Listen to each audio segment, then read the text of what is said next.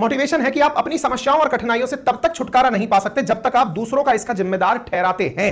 यानी कि आपको अगर लगता है कि मेरी परेशानियों का जिम्मेदार कोई और है, इसका मतलब यह है कि आपका अपने ऊपर नियंत्रण नहीं है।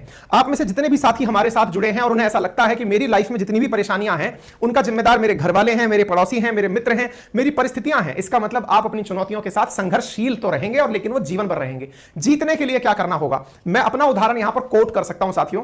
आपके सामने इस क्लास के अंदर 1 महीने पहले कसम खाई थी कि वजन कम करूंगा, मीठा नहीं खाऊंगा। आज मुझे लगभग 45 दिन के आसपास हो चुका है। जो सबसे प्रिय डिश है मेरे लिए, जो मैं अक्सर आपसे कहता हूं कि भैया मुझे मिठाई मिल जाए तो मैं सारी चीजें साइड में छोड़ देता हूं, मैंने 1.5 महीने से मिठाई का एक पीस नहीं चखा है। बस एक दिन, जिस दिन मैंने खुद से प्रतिज्ञा ली हुई थी कि हाँ इसी दिन मैं गिरिराज परिक्रमा मार्ग में कि हाँ भाई यहीं पर ही प्रसाद के रूप में मीठा लूंगा, तो केवल वहीं पर मिठाई खाई थी। असल में आपकी समस्याओं के लिए जिम्मेदार कोई और हो नहीं सकता। आपको यह लगता है कि जैसे मुझे लगता था अक्सर मेरे परिवारजन जो है वो मुझसे जिद करते हैं कि नहीं नहीं तू खा ले यार, पता नहीं क्या हो जाएगा, ये हो जाएगा। मैंने उसी को चैलेंज के रूप में लिया कि नहीं यार, जिद से ये काम करना है, कर दिया। 45 डेज है, मेरे वजन में 11 किलो का अंतर आ चुका है। हालांकि आपको इतना तेजी से दिखाई नहीं देगा और अभी ये प्रोग्रेस में है ना। तो ये जो सारी चीजें हैं ना, आपको अपने लिए खुद को पहले जिम्मेदार ठहराना है। लेकिन जिम्मेदार ठहराने का मतलब ये नहीं है कि आप कुंठा में चले जाएं, आपके अंदर रिग्रेट आना शुरू हो जाए कि अरे यार पता नहीं यार, मैंने तो मतलब अपने जीवन में ये भी मेरे ही कारण हो रहा है, ये भी मेरे। दोष मत दीजिए खुद को। जिम्मेदार ठहराने का मतलब है कि जब मैं जिम्मेदार हूं तो मैं ही सुधार सकता हूं।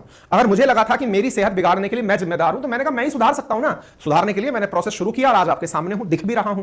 मंथली मैंने 9 अप्रैल के दिन अपने ऊपर काम करना शुरू किया था। आज हम लोग 17 मई के अंदर खड़े हुए हैं। लगभग कितने दिन हो चुके हैं, 9 अप्रैल से लेकर 17 मई के बीच में दिन जोड़ लीजिए, 38 से 39 दिन के बीच में हुए हैं। ड्रेस्टिकली जो मैंने चीज चेंज की थी वो अपने आप आपके सामने रिजल्ट के रूप में मिल रही है। और मेरा आइडियल वेट 73 केजी है। ईश्वर ने चाहा तो अगले 6 महीने के अंदर मैं अपने आइडियल वेट पर होऊंगा। ये मैंने अपने आप से अपने आप को कमिटमेंट दिया हुआ है। ये कमिटमेंट जो है ना, ये हर जगह चैलेंजफुल है। मैं चाहे वेट की बात करूं, परीक्षाओं की बात करूं, मैंने एग्जाम्स के लिए कमिटमेंट लिया कि मुझे 6 महीने में आरएएस की परीक्षा पास करनी है। मैंने फर्स्ट अटेम्प्ट में एग्जाम क्वालिफाई कर लिया।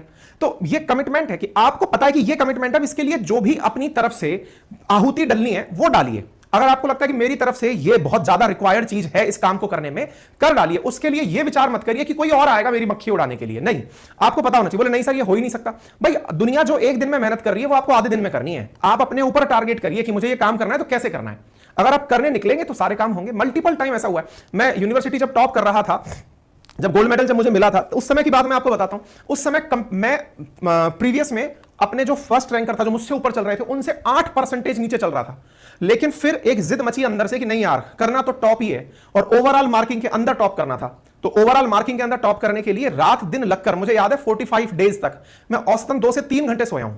रोजाना 2 से 3 घंटे सोया था 45 दिनों तक। मतलब हालत ये हो गई थी कि बीपी लो रहने लगा था। एक्सट्रीम खींच दिया था अपने आप को कि नहीं करना ही है। वो जो करना ही है वाली जो जिद है ना, वो आपको अपनी चीजों से बाहर निकालती है। फाइनली मैं ओवरऑल टॉपर बना और अपना जो मुझसे आगे चल रहा फर्स्ट ईयर में व्यक्ति था, उससे कई परसेंटेज आगे एवरेज में निकल करके मैं आया। मुद्दा कुल मिलाकर ये है ना, मैं अपनी लाइफ से आपको केवल मैसेज इतना दे सकता हूं कि आप लोग अपने साथ जिद कर लीजिए कि ये मुझे करना है। और जब करना है ना, तो वो ऑटोमेटिक ईश्वर आपके लिए राह बनाता है। ठीक है।